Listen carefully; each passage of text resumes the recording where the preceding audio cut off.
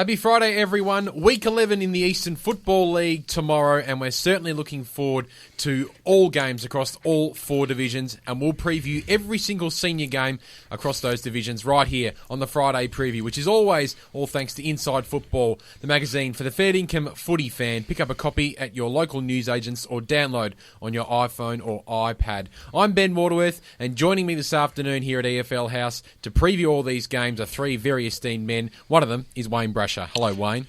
Good afternoon, Ben Waterworth. Good afternoon, listeners. And good afternoon to the wise man of the EFL media team, Ray Baird. Hello, Ben Waterworth, and it's great to be back here on a Friday afternoon. And great to have this man back here at EFL House on a Friday afternoon, Samuel Gastin. Hello, Sammy. G'day, Benny. How are we going? Very, very well, mate. Going very, very well, and looking forward to tomorrow. And let's have a look at tomorrow's games. Let's start with Division 4. And as we have a look at the Division 4 ladder, the Eastern Lions and Sylvan is the first game we're going to have a look at, Ray Baird. You would think Sylvan shouldn't have too many problems with this one. Yeah, well, we'll wait and see, Ben. Look, 9th place Eastern Lions take on 4th place Sylvan at Fair Park Reserves tomorrow. The Lions are coming off a 24-point loss to Park Orchards last week, a game that they finished off very well in, kicking 4-1 in the last quarter, but didn't come up with the points. And over the last couple of weeks, Elvis Amilowski, what a name in football, he's certainly given them a focal point up forward with 11 goals in 2 games, and Lee Rankin has shown some of the form that he is capable of. And Rod Church and Jason Want, plus Nick Cowan and Daniel Black, they've all been very serviceable. But if they expect to win tomorrow, they'll all have to come and be at their best. Look, their form so far this season has been a bit disappointing. Tomorrow, they come up against Sylvan, a side that struggles against the top 4 opponents, as was proven last week against South Belgrave, but a side that has the ability to put away the bottom teams. Sylvan's, they cannot afford to drop this game, as Surrey Park are breathing down their necks in 5th spot on the ladder. And the inclusion of ex-Roval Hawk Jesse Owen into their back line, that will certainly give them a bit of stability down there. Kane Shaw and Dave Bissels, they've been outstanding over the last 2 weeks, and Bryce Litchfield, Ben Strawher, Chris Webb, they will certainly have to bring their A game to the table if they want to win tomorrow. Overall, though, I feel that, look, there's too much at stake for the Cats tomorrow, and look, a touch more class than what the Lions have. Cats by 30. 12 months ago, Brash, Canterbury and Kilsyth were pretty evenly matched teams, but a lot's happened in the past 12 months, and Kilsyth are a genuine top 5 contender. Yeah, certainly have. Bottom place Canterbury play host to third place Kilsyth down at the Lethe Canterbury Sports Oval tomorrow. Kilsyth have been on a roll in recent times, winning 4 out of their last 5, with the only blemish being a close loss to fellow finals aspirant in Sylvan. In stark contrast, Canterbury have yet to open their account this season and are not having a good time of it. They must be wondering when their turn will come to score that elusive win that they so desperately crave, but I don't think Kilsyth will allow sentiment to intervene this week. Jay Sherlock must be loving life at the moment, sitting on top of the EFL Division 4 goal kicking with 44 goals, and once again has the opportunity to add to the tally tomorrow. Caleb Rigby, Jamie Haag and Daniel Williams continue to have good seasons and have figured prominently in the team's best in most weeks, while Corey Subin and Josh Van Gulik are starting to hit form for the Panthers. Canterbury, on the other hand, will once again rely on the fortunes of Lachlan Chapman, Stuart Blackham, Alex Karapetas, Jeremy Gillen and Shelley Fulton to fly the flag, but look undermanned in most positions around the ground and have struggled to kick a winning score at any time this season. Kilsyth hold too many aces and look far too accomplished for Canterbury, and a win by 60 points will nicely consolidate their third position on the ladder. Nunawading host the Ferntree Gully Football Club tomorrow afternoon, Sam. And Nunawading, a couple of weeks ago, able to get that first victory on the board, but they come up against the mighty Ferntree Gully tomorrow. Yeah, it might be a bit of a lopsided clash, this one out at Coonung Reserve between Nunawading and Ferntree Gully. Ferntree Gully only had the one loss for the year, which was a couple of weeks ago against South Belgrave. They bounced back strongly last week against the winless Canterbury, as you would expect. They've got a very strong forward line and really got the ability down there to kick some massive scores. And guys like Josh West, Paul Hager, Robbie McComb, and Ben Rollings as well, who was best on ground last week, are going to be really dangerous against a Nunawading team that has probably struggled a bit this year. Nunawading, as you said, they got the breakout win a couple of weeks ago, but still just one victory for the season. And they're probably playing better than their results would suggest. I think a lot of Nunawading people would agree with that. 3 or 4 narrow losses in the past sort of couple of weeks, but saying that, still the one win, and they still sit on a lowly 10th on the ladder. So I think they could be in a bit of trouble against Ferntree Gully this week. South Belgrave host Forest Hill tomorrow afternoon, Ray. Forest Hill, they're just teasing us at the moment. They're the team in the Division 4. You'd expect to be in the top 5, but they're just not getting wins on the board at the moment, and it won't be easy against South Belgrave tomorrow. Yes, look, the undefeated Saints, they take on Forest Hill tomorrow up on the mountain. Look, the Saints, they just keep rolling on, sitting on top of the ladder. Look, they're a side, I feel, that set themselves in games against the top contenders, but have come from behind to clinch victories in the last quarter against some of the also Wrens. Look, they will have to be on their game tomorrow, as Forest Hill, they will be ruthless after their unexpected loss at home against Surrey Park last week. Look, when these sides met in round 1, the Saints only won by 35 points. So the Zebras will know that if they can bring their best to the table, they're a huge chance. Ash Nolte, Nathan Jameer, Michael Cardamone and Ryan Fisher have all been goal kickers of late, and Joe Griffiths, Scott McPherson and Justin Cicluna, they've been in pretty good form also. And for the South Belgrave side, look, ex-Morris medal winner Alex Benbow, he's been fantastic. Brock Ferguson, Mark Nayley, Todd Burley and Tom Hallinan, plus Harry O'Neill, well, they were all very good last week. I feel that this contest will be a lot closer than in round 1, but the result will be the same. Saints by 3 goals. And the final game in Division 4, Brash, is arguably the game of the round. Coldstream hosting Park Orchards out there at Arctic Park, Coldstream Reserve. The Sharks will want to take certainly some long-sleeve jumpers tomorrow, but they'll probably go in as favourites. Yeah, an interesting game set down for decision tomorrow at Arctic Park, Coldstream. One of these sides tomorrow will keep their flickering finals hopes alive if victory can be theirs. Not only will the result be of importance, but the top temperature for the day is what will interest me the most. All jokes aside, a couple of wins in the last month to Coldstream have put life back into their season. It'll be interesting to see how they come off the bye, and I would think that they would see this as a gilt-edged opportunity to win this game. Park Orchards have also won their last couple of games, punctuated by the bye in between, and would also be very keen to get the points as well. Park Orchards has been served well so far this season by Sam Coughlin, Troy Walkley and the Fair brothers Christian and Thomas. They don't have dominant forwards, but looking through their team they have a very good spread of goal kickers. They are still a young and developing side and so far have done well in season 2013. Coldstream would be disappointed with their start to the season, but with some winnable games in the next 2 to 3 weeks, they could make a late rally, but will need some luck along the way. Liam Doughty's in great form with 24 goals so far this season before the bye, and is now the go-to man who holds the key to the game tomorrow. He will be a hard man to stop if he gets on a roll. Michael Cullen is having a great season, being in their best 6 out of the 7 games he has played. Aaron Sedgman and Tim Baker have made solid contributions, and captain coach Matt Price is starting to get his mojo back after an injury-plagued start to the season. I've taken all things and hypothermia into consideration, and for mine, Coldstream, with home field advantage and just a little more experience to get the points by, -5 degrees, which equates to 30 points. Very humorous. Wayne Brasher, the comedian here on the Friday preview. All thanks to Inside Football, the must-have read for the Fair Dinkum footy fan. Pick up a copy at Woolworths or download on your iPhones or iPads. Well done, gents. That's Division 4 done and dusted. Let's have a look at Division 3 and some interesting games set down for decision in the words of Wayne Brasher tomorrow afternoon. One of those is Heathmont against Warrandyte Samuel Gastin, and both teams certainly looking for a victory, but Warrandyte in particular because not a lot's going right for the Bloods at the moment. Well, you're right. How disappointing were Warrandyte last week against Churnside Park in what was, well, before the match it was probably a really winnable game, but a couple of hours later they were down by 92 points, and that's never a good result, especially against a side that's sort of equal to you on the ladder. So they will be looking to bounce back this week against Heathmont, and they've got a few players who are playing some pretty good footy and probably sort of holding the side together at the moment. Josh Eyre is one of them, who's a midfielder, and he's been in the best 8 times this year, and Daniel Large as well was best on ground, well, for Warrandyte anyway last week, has been in the best 6 times. So Heathmont, on the other hand, sit 2 games out of the top 5, and they really need to get a move on if they do want to make that top 5 and play finals at the end of the year. They've been disappointing in the last 3 weeks. 2 big losses to the Basin and Baronia. In between that was a win against Whitehorse, but that was only by 5 points. So this is a massive chance for them to bounce back as well. And I think this one, it'll probably be a bit of a game of pride, really. I mean, both teams will be fired up after big losses last week. I think both teams will come out firing, but Heathmont for me. The Manningham area is a little older in population, Ray, so you'll fit in beautifully when Templestowe take on Doncaster for the Manningham Cup out there at Porter Street tomorrow afternoon. Thank you for that, Ben Waterworth. That's all right, Ray. Look, the Dockers, they host the Doncaster side at Porter Street tomorrow. It's a game the Dockers must win if they're going to have any chance of playing finals come September. But after taking a belting at the hands of Wanturna South last week to the tune of 120 points, one cannot see how they can turn their season around. Having lost their last 4 games and only averaging 11 goals a game, John Brown has a huge task on his hands. Look, what can one say?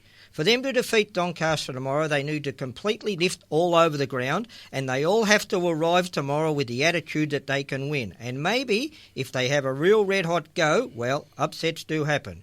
Doncaster, on the other hand, they're a side full of confidence, taking all before them in 2013. Their defeat of the Glen Waverley Hawks last week by 91 points was a 4-quarter effort, with Big Ewan McKenzie blitzing with 4 goals, Chris Anarchis 3, and Adam Fiora at his best. Look, they're not going to let this game slip, as they're certainly eyeing off that top spot. Doncaster to win, margin 50 points. Big day out at Walker Park tomorrow, Brashers. Mitcham host the Glen Waverley Hawks. From an umpire's perspective, good luck to Sean Clark and Lou Tabachera as they take part in the umpire triathlon, but also good luck to the Glen Waverley Hawks because they have a massive task on their hands tomorrow against the Tigers. Yes, BW, I could sit here and tell everyone that tomorrow's game between Mitcham and Glen Waverley Hawks is going to be an absolute cracker. Well, nothing could be further from the truth, with the Tigers keen to sample the culinary delights of a hawk to add to their already burgeoning a la carte menu. Mitcham have shrewdly recruited this season and have added some quality players to become a formidable club in 3rd Division this season, and so far it's paid off in spades. Mitcham boasts an impressive array of power forwards led by EFL Division 2 leading goal kicker in Steve Pym with 45 goals, and Chris Hogle, since crossing from Bourne, have chipped in with 25. With Julian Petrarca, Jared Whitnish, Trevor Batchelor and David Sill in their best most weeks, this has enabled Mitcham to perform at a consistent level so far this season that most sides have not been able to maintain. What do we make of the Glen Waverley Hawks? The move from Capital Reserve to Central Reserve does not seem to have had the desired effect. The on-field results compared to previous seasons are well down, and it's almost like the bottom's fallen out of the playing group. They're now struggling to kick anything like a winning score and are just going a little better than Warrandyte and the Whitehorse Pioneers. A major worry, if rumours are true, that Captain Andrew Azapati is requesting a transfer mid-season signals unrest. They can't really afford to lose him, as he's their leading goal kicker with 28 goals. If he goes, then it'll become a heavy reliance on Matt Carnelli and Luke Scanlon to kick the bulk of the job. Other players that have featured in their best at various stages of the season are Anthony Willenberg, Tim Cook and Brandon Campara, but they need more. Mitcham are just going too well at this stage of the season for the Glen Waverley Hawks, who will struggle to be competitive in this game with victory to the Tigers by 80 points. The winless Whitehorse Pioneers host Churnside Park tomorrow afternoon, Samuel. We know you love your Whitehorse Pioneers, and they have every chance because they pushed the Panthers earlier on in the season. Can they push them tomorrow at home? Well, I don't just love my Whitehorse Pioneers. I love tipping the Whitehorse Pioneers as well, and I think I might again today. But look, this is probably their best chance for a win for a while. I've got Baronia and Doncaster to come in the next couple of weeks, so it is going to stay tough for Whitehorse, but they were probably serviceable last week against Mitcham, only down by 10 points at half-time. Mitcham piled on 8 goals in the 3rd quarter, and that was what really hurt them in that one. But going up against one of the top teams, they did quite a good job. Their defence really is an issue. Chris Hogle for Mitcham last week kicked 9 goals on them, and the tall defenders down there at Whitehorse, they're just getting bags kicked on them. Andrew Azapati was one that was mentioned before for Glen Waverley Hawks. He kicked 11 against Whitehorse in round 6. And the base and Andy Coltrera as well kicked 7 on them in round 1. So that's something Churnside can definitely work with. And Anthony Bernardo might be the man for them, who can kick some goals on the Whitehorse defenders. He kicked 5 last week and has 19 for the year, so he's been very impressive.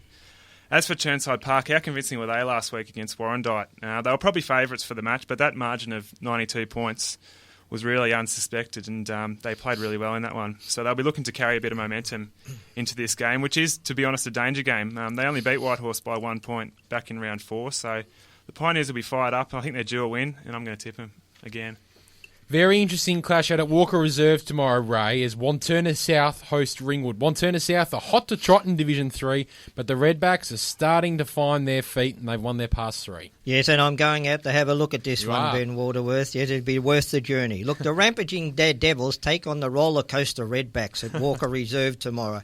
How good were the Devils last week, blitzing Templestowe by 120 points in an awesome display of disciplined football, with 11 goal kickers out of a total of 24, with Bedone and Papa 5 each, Greg 4 leading the way, and with Scott Edgecombe and Captain Andrew Teakle, probably the most inspirational captain in 3rd Division, wreaving havoc through the midfield, and their back 6 only conceding 6 goals for the day. But tomorrow they come up up against a little bit tougher opposition in Ringwood, who are 5-5 at the halfway mark. Ringwood's 4-point win over the Basin, a side above them on the ladder, made it 3 in a row for the Redbacks, but one never knows which Ringwood side will turn up tomorrow. If they want to play finals, tomorrow is a must game, and Katziarvis and Farmer showed a little bit of form last week, and Greg, Nolan, Zach Toohey and David Burmeister, they'll all have to come to play tomorrow to get the point. But on last week's performance and a big chance for the top 2 spot at the end of the season, the Devils will prevail by 40 points. If you want an intense, action-packed, entertaining game tomorrow, head out to Batterham Reserve, Wayne Brasher, because local rivals, the Basin and Baronia, go head-to-head. Feathers are sure to fly. Yeah, Batterham Reserve tomorrow. The Basin take on a rejuvenated Baronia outfit tomorrow in an intriguing matchup. Both sides have similar scorelines coming into this game, with 3 wins from their last 4 games. The Basin went down narrowly to Ringwood last week, while Baronia dismantled an out-of-form Templestowe by 95 points. The fortune of the Basin this season has solely rested on the twin spearheads, Andy Coltrera with 36 goals and Brink Galiccio with 33. Other players such as William Gafer, Trevor Mills, Andrew Batty, Clinton Smith and Matty Smith have been the cornerstone of the side this season, who continue to lead the charge. Baronia, after an indifferent start, have recovered in recent times and are starting to play some really good football. Whilst not boasting 2 major goal kickers such as the Basin, Baronia have developed an even spread of goal kickers who feature most weeks. Dean Grice, Jess Bolton and Jordan Begg continue to appear in the side's best, with Lockie McDonald, Matthew Bazinkas and Pat Geraghty also contributing. The last time these two met, the barest of margins separated them of 1 point. I'm tipping the Basin by 12 points without any real confidence, as a Baronia win would not surprise. Division 3, all done and dusted. 6 great games tomorrow, and if you're a Division 3 fan, make sure you cheer your team on loud and proud. You're listening to the Friday Preview, all thanks to the mighty magazine Inside Football. Been going around a long time and still a good read as ever. Division 2 time, and this division continues to throw up unpredictabilities all the time. An enigmatic division, this one, and 2 teams who epitomise that are Bayswater and Donvale Sam Gastin, and they meet at a Bayswater Oval tomorrow. A must-win game, particularly for the Vales. Certainly is. The Donvale team are starting to probably lose their grip a little bit on that finals place, having lost 4 in a row. And that sort of culminated last week in a 52-point loss to an East Doncaster team that they did beat earlier on in the year. So they'll be incredibly disappointed with that loss, and will look to bounce back against a Bayswater side who has only won 2 games this year. Last week for Donvale, they had Richard Seeger and David DiStefano, who were very good. And DiStefano in particular has been impressive all season and continues to do good things. So another one that played well on the weekend was Hayden Cuff, who is the son of Coach Graham. He's played every game this year and certainly adds a little bit to that side as well. As for Bayswater, they were probably going in their defeat last week against Mulgrave. They went scoreless in the 3rd quarter, which really sort of killed their chances of a 3rd win for the season. And now they find themselves in danger of relegation because they do have a very tough run home. I feel like they've got all the pieces in their side. They've got guys like Sam Nevins, Daniel Rajab, both the Galvins, Mitch and Joel, and Wayne McKerney as well, who's kicked 22 goals. The players are there, but they just don't seem to be putting it all together at the moment and getting those wins. So they do have this one at home. I think Donvale will win, but I'm expecting a close one. Montrose host Mulgrave tomorrow afternoon, Ray. I tell you what, I wouldn't want to be wearing a Lions jumper tomorrow, because after what happened last week to Montrose, they'll be out for revenge. Yes, look, the Montrose side, they're at home for the 2nd week in a row tomorrow, and a small crack has appeared in the ever-conquering juggernaut at the hands of the Murrelbach Football Club last Saturday. And unfortunately for Mulgrave, they may be the ones on the end of revenge because of this. Brett Johnson's boys, they will be livid after the defeat, particularly being handed battered out by neighbours Murrelbach. After being 11 points up at three-quarter time and to lose by 1 point at their own home ground, they have to make a statement tomorrow. Montrose this year, look, they've had several avenues to attack with Dean Stephen, Dylan Rickard, Mark Watson. They're all helping out Billy Schilling to get the score on the board. And the Goodman brothers in Sam and Jai, along with David Bell, look, they feature regularly in their best. But their opponents tomorrow in Mulgrave, they defeated Bayswater last week, and that after 4 consecutive losses to get back on the winners list. Big Seb Henderson is finding a bit of form, and Dale Cheeseman has stepped up a cog. Robbie Edwards and Adam Booth were in the goals, and David Wazer, Sean Lester, along with Tim Knowles, they'll all have to step up tomorrow, but sometimes the task is too great. And although Mulgrave will be gallant for a half, Montrose will be too strong in the end. The Demons by 45. Zerby's Reserve plays host to Doncaster East and Croydon tomorrow afternoon, Wayne Brasher. Croydon, it's a bit of a minor hiccup last week, and Doncaster East might not be the ideal team to run into because they have hit some form. It's amazing how a side's fortune can turn around in a short time. If these two played a month ago, I would have tipped Croydon. Now I'm not so sure. Doncaster East is the hottest side in Division 2 at the moment, with 4 straight wins to put themselves within 2 games of the Final 4. Croydon, on the other hand, dropped a game they would have expected to win against the Waverley Blues by a disappointing 43 points. Early on in the season, I was very critical of Doncaster East's goal-scoring prowess with their lack of support for Billy Morrison. Enter Carl Peterson, who in 4 games has kicked 15 goals, and all of a sudden the fortune of the side has turned around. Ash Neville continues to have an outstanding season, with Lee Murphy, Daniel Gordon and Tim Whitty all continuing their good form. Rami Ayubi and Joel Roos are both capable of kicking goals in general play, so at the moment the line should be feeling very confident. Up until last week, Croydon had been doing enough to get the job done without being spectacular. The key to their success has been their defence, who seem to be able to keep sides down to some miserly scores, but they've not really had a big impact on the scoreboard themselves. My main concern at the moment is whether Croydon have flatlined a little. Last week they ran out of legs and were overrun by a Waverley Blues outfit. Brendan Wynett, David Black and Justin Ficcarelli are the major goal kickers in the side, and if you can shut them down to modest totals, it gives you every chance of winning the game. The likes of Jimmy Grant, Josh Bolton, Hayden Lovett and Trenton Martin will be important again tomorrow if Croydon harbours any ambition of getting the points. With home field advantage and confidence running high for the first time this season, I'm tipping Doncaster East to get the win by 24 points. All aboard the Caravan of Courage. It's off to Heights Reserve tomorrow, Sam Gastin, as Murrelbach host North Ringwood in the EFL game day of the day. It'll be the radio game on 98.1 FM and EFL.org.au. You'll be riding the boundary and you'll be expecting a close matchup, no doubt. Well, certainly will, and what a radio game it is to have tomorrow. How were Murrelbach last week? Just knocked off Montrose as you do, and they've stamped themselves as a real contender now in Division 2 with that win. And look, I don't want to say they've come from nowhere, but they really have found another gear as the season goes on with 3 impressive wins in a row now. And Matt Polkinghorne for them as well has been so good. 8 times in the best, 19 goals, including 6 last week. And for a midfielder, that's really some good production that you want to have. Michael Smith as well stepped up in the big game last week. He's only played 4 games this year, but was best on ground on the weekend, so that was another impressive performance for them. As for North Ringwood, I think we're finding out a bit more about them as the season goes on. It sort of is starting to get harder for them when they probably cruised a little bit at the start of the year. Although saying that, they were back to their best last week against Upper Ferntree Gully, and the margin probably wasn't reflective of the dominance in that game. Upper Ferntree Gully only had 1 goal at half-time, so that was a good effort from the North Ringwood defence to sort of hold them back a little bit there in the first half of the game. Anthony Sharp was one last week that kicked 5 goals for the game, and as a small man as well, plays a lot in the midfield. A season total of 19 goals has been very impressive. I watched North Ringwood versus Croydon 2 weeks ago, and they pushed Tom Hill up the ground and played him high up the ground, played him out of centre-half forward, and he got a lot more of the ball and sort of gave chances for guys like Anthony Sharp, Jaden Van Nieuwen to spend a bit of time in front of goals. So that was an interesting tactic, and they might try that one again. It's going to be a very close game. Look, I'm tipping Murrelbach in this one. I think they can keep that momentum going. The final game in Division 2, Ray Baird, is the Waverley Blues hosting Upper Ferntree Gully. Great signs for the Waverley Blues last weekend. They've got a couple of big scalps in 2013. The Kings head out to Mount Waverley Reserve tomorrow to take on a confident Waverley Blues.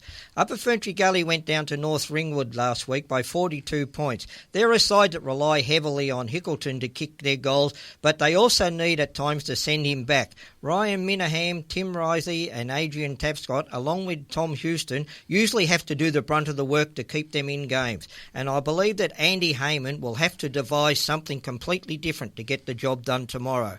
Brett Davidson's boys, after defeating Croydon last week, will be hard to stop. They now know that they can match it with any side above them on the ladder. Robbie Hartfield with 10 goals in the last fortnight, and McCulloch, Allen and Marnie 2 each, and the supply coming from Savage, Heinsohn and Lay, they will be hard to defeat. In round one, when these sides last met, Upper Ferntree Gully won by 53 points. And I believe the margin will be the same, but this time around, the Waverley Blues will triumph. Division 2 done and dusted nicely, gentlemen. You're listening to the Friday preview, all thanks to Inside Football, the Fair Dinkum read for the Fair Dinkum footy fam. The Premier Division, Division 1's big boys, go head-to-head tomorrow afternoon, Wayne Brasher. And the first game you're going to have a look at is Scoresby against Norwood. Last year, these two teams were the top two in Division 1. One stayed thereabouts, while the other has had a bit of a fall from grace. Yeah, Norwood makes the trek down to Scoresby tomorrow, wanting to pillage an already wounded Magpie. After successive losses to Noble Park and Balwyn, the Norsemen have got back on track with victories against Roval and last week completely outclassed a Blackburn outfit by 64 points. Nor can take comfort in the knowledge that the last time these two sides met, they recorded a 78-point victory, which I'm sure they will be keen to repeat the dose tomorrow. Scoresby were disappointing last week, going down by 35 points against South Croydon after a big victory against East Berwick the week before. While Scoresby has been competitive against the sides around them, they have really struggled against the Silk department. For the majority of the season, David Marcius and Adam Parker have been their mainstays, with up-and-comer Reece Van Reenen making an impression in the ruck. Lachlan Bain, Jared Hicks and Ben Bronsgeest have been the major goal scorers and once again will be required again tomorrow to kick a winning score. Some of the players that were good players for Scoresby last year need to find some form, with Brenton Legg, Sean Cross and Brad Jones, to name a few.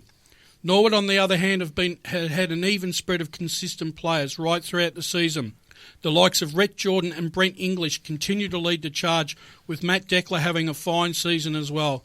Brad Kelleher and Dale Ball seem to have found a new lease of life and are both playing good football. Matt McCormick and David Johnson continue to kick goals, and David Trotter seems to be fitting in well.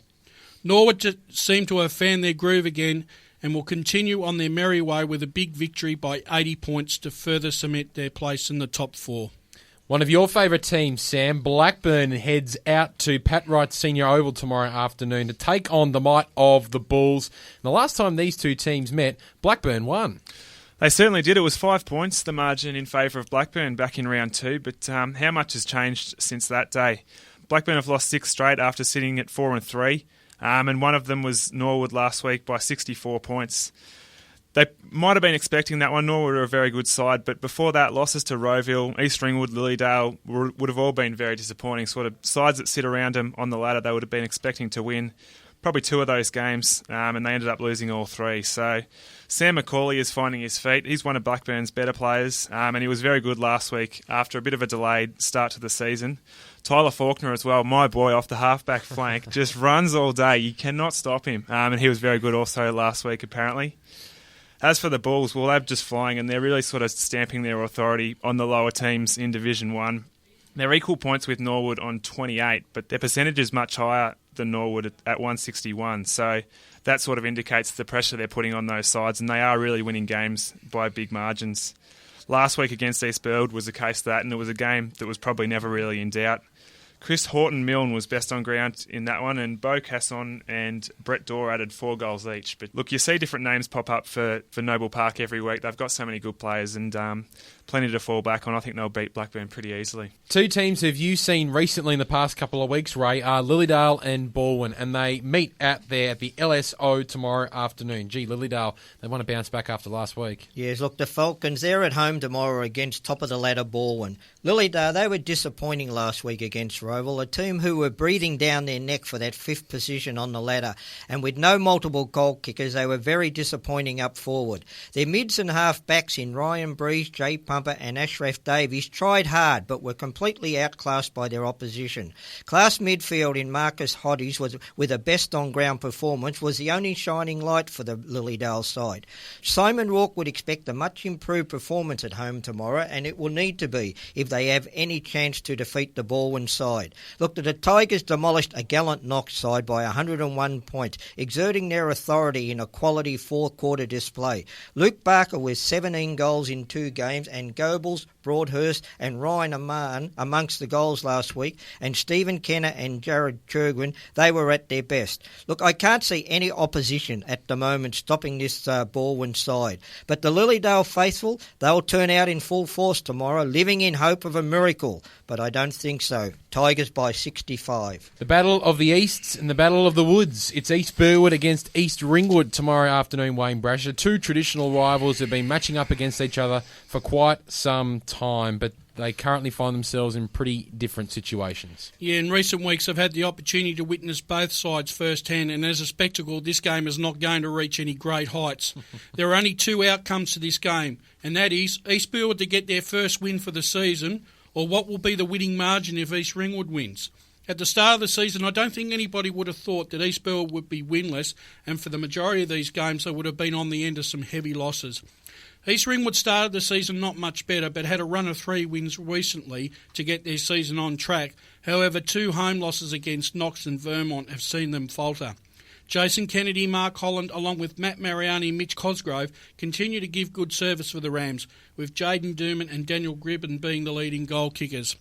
East Ringwood have a little bit more depth, with Cam Purdy and Chris Cherney continuing to be in the Roos best. Andrew McGuinness, Mitch Farmer and Andrew Renton continue to play well in most games.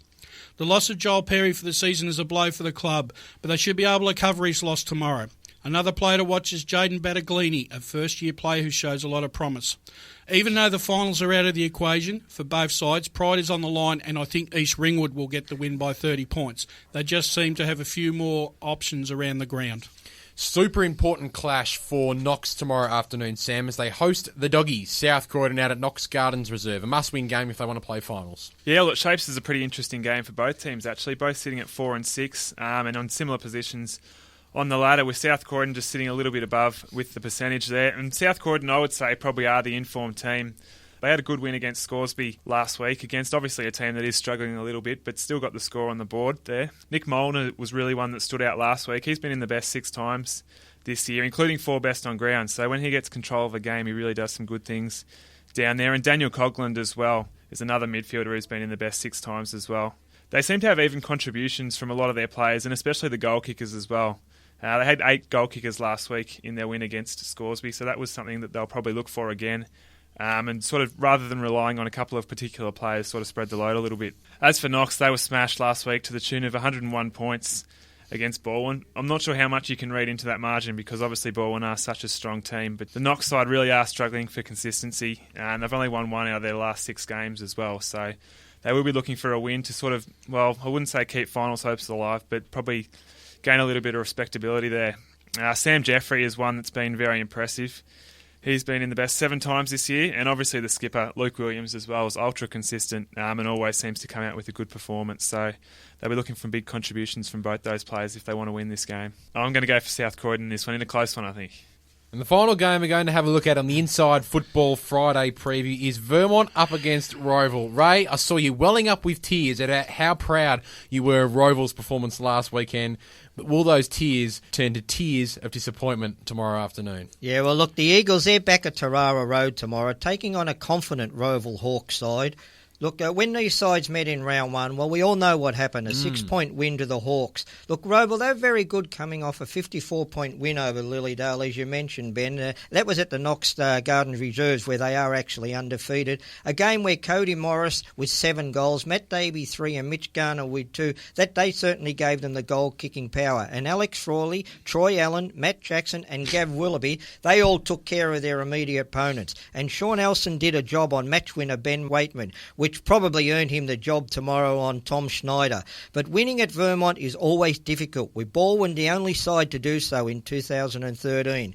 Vermont did the job on East Ringwood last week, but by all accounts, Coach KB wasn't that happy with their performance. Justin Van Noonen with 10 goals, Tom Schneider 4. They were their main goal kickers, while Lockie Johns, Paul Chadwick and Dean Millhouse, they were key factors in their victory. Tomorrow, Vermont, they'll have to be switched on, as they wouldn't want the new boys on the block to defeat them twice in one season. And if they want that top 2 spot come September, this is a game that they certainly cannot drop. There's too much at stake for the Eagles. The margin, 25 points. There you have it, all games across all 4 divisions done and dusted and nicely previewed. This has been the Friday preview, all thanks to Inside Football, the must-read for the fair dinkum footy fan. Pick up a copy at your local newsagents, or you can always download Ray on your iPhone or iPad.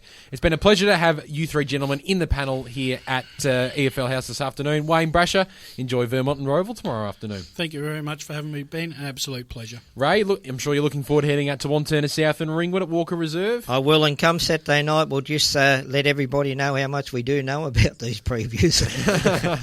And Sam Gastin, looking forward to having your presence on the boundary tomorrow afternoon from Rural Bark and North Ringwood. Should be a cracker in Division 2. It's going to be a very close one. I cannot wait. We can't wait to see you next week for the Inside Football Friday preview. But that's been us. I've been Ben Waterworth, and as a wise man once said, Stick a fork in us, we're done.